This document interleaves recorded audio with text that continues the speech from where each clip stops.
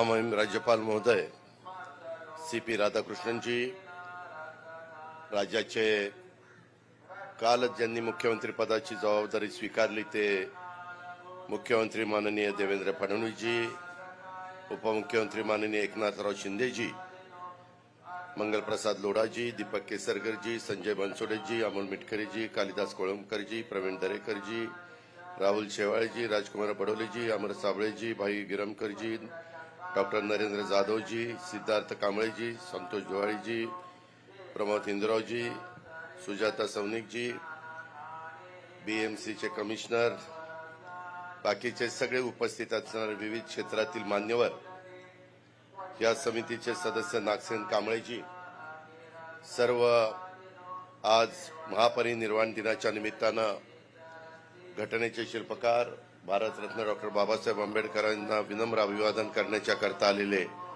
लाखो अनुयायी, पत्रकार मित्र, बंधू भगिनींनो आणि माझ्या तरुण मित्रांनो, आज मानवतेच्या कल्याणाचा मार्ग ज्यांनी जगाला दाखवला, युगपुरुष महामानव डॉक्टर बाबासाहेबांना त्यांच्या महापरिनिर्वाण दिनाच्या निमित्तानं सर्वप्रथम मी विनम्र अभिवादन करतो, त्यांना वंदन करतो. उपस्थित असणाऱ्या सर्वांना, राज्यातल्या देशातल्या कानाकोपऱ्यातनं बाबासाहेबांना अभिवादन करण्यासाठी, त्यांचं दर्शन घेण्यासाठी चैत्यभूमीवर लोटलेल्या अथांग जनसागराचं देखील मी स्वागत करतो. त्यांना देखील मी मनापासून धन्यवाद देतो.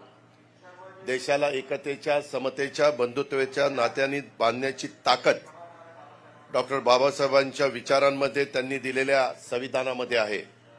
आणि त्यामुळं बाबासाहेबांच्या विचारांना आणि भारतीय संविधानाला देखील मी वंदन करतो.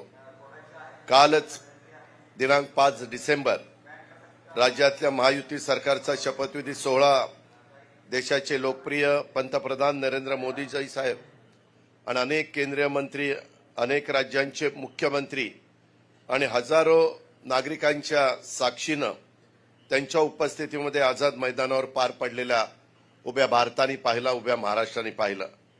जनतेचं प्रचंड बहुमतानं पुन्हा एकदा निवडून दिलेलं हे महायुतीचं सरकार भारतरत्न डॉक्टर बाबासाहेब आंबेडकर यांचे विचार आणि भारतीय संविधानाला आदर्श मानून कारभार करणारे हे मी स्पष्टपणे सांगू इच्छितो.